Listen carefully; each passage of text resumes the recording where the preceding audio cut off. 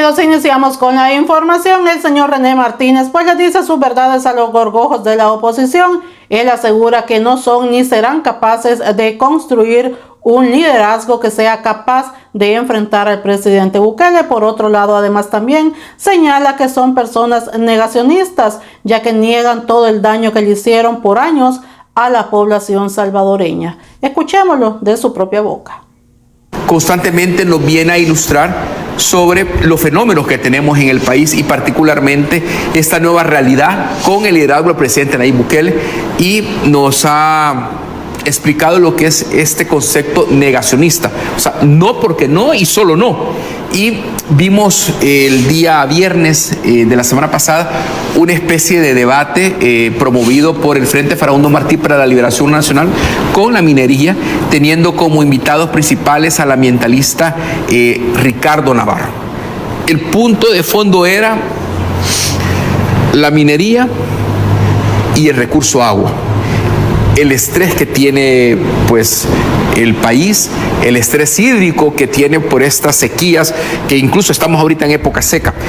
Y paremos de contar. ¿Cuál es el papel de la oposición? ¿A qué están jugando? ¿A negarse al todo? ¿A confrontar por deporte? ¿De qué se trata? Mira, es una oposición negacionista en varios sentidos, ¿no? Cuando yo acuñé el término de oposición negacionista, lo hice porque es una oposición que niega todo el daño que la era de la gran delincuencia le produjo al país. O sea, es más, esta oposición le llama a esa era, a esos 30 años que se vivieron, le llaman la democracia perfecta. Entonces eso es negar, ¿no? Negar todo el daño, negar los más de 120,000 muertos, negar los miles de millones de dólares en extorsión, negar que decenas de miles de salvadoreños fueron expulsados o salieron huyendo del país, ¿verdad? Producto de la violencia. Entonces son negacionistas en ese sentido, son negacionistas también, y eso ya es algo que ellos van acuñando, ¿no? Y uno lo tiene que ir nada más como sistematizando. Son negacionistas también porque en la Asamblea Legislativa ellos han confundido qué significa ser oposición, ¿no? Y para ellos ser oposición es oponerse a todo. Entonces son una oposición que en el caso de los poquitos que todavía han quedado en la Asamblea Legislativa le dicen no a todo. No importa si estás hablando de becas para estudiantes, si estás hablando de inversión en función social, etcétera, ellos le dicen que no a todo. Y eso los convierte también en negacionistas en su función política. Pero también son negacionistas hacia ellos mismos, ¿verdad? Porque ellos niegan la crisis existencial, estructural, orgánica que tienen, y que es una crisis no solo que tiene que ver con su ideario, o sea, con su imaginario, sino que es una crisis también, ¿va? Ellos niegan la crisis de liderazgo que tienen, ¿ya? Es decir, la oposición la juntés toda, ¿verdad? E incluso la dejara sola durante una década acá, y no son capaces, con las condiciones actuales que tienen, de construir un liderazgo que mínimamente le pueda competir al de Nayib Bukele. No lo tienen. Entonces, ¿qué es lo que hacen? Tirar piedra. Ahora, te digo, yo sería irresponsable de mi parte de emitir opiniones sobre aspectos que no conozco, tal como lo hacen ellos. Si acá uno siente que cuando te dicen, mire, ¿y usted por qué se opone a la minería? ¿Por qué no? ¿Y por qué?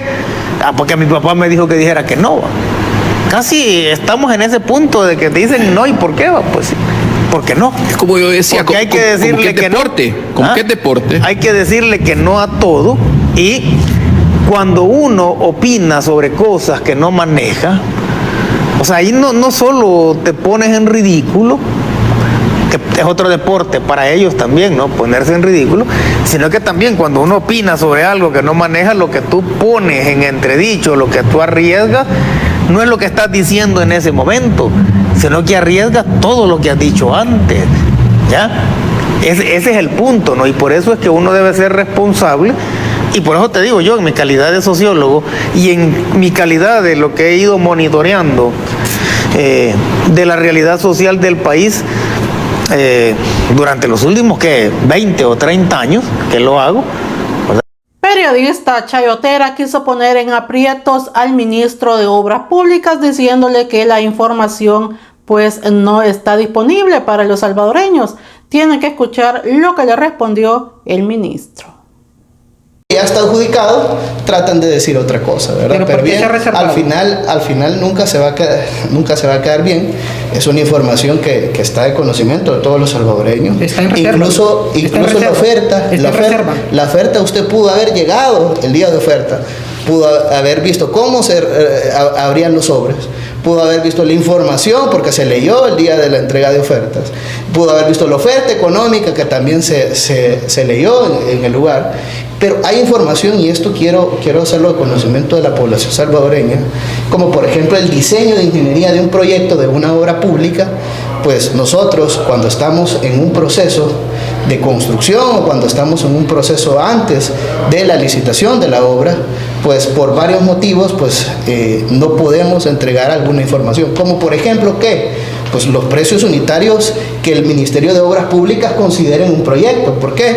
Porque estos precios unitarios son los precios bases que el Ministerio de Obras Públicas tiene para los presupuestos de todas las obras. ¿Qué pasara si el Ministerio de Obras Públicas le diera la información al diario de hoy, a la prensa gráfica, de los precios unitarios que nosotros consideramos como base para la licitación de nuevos proyectos?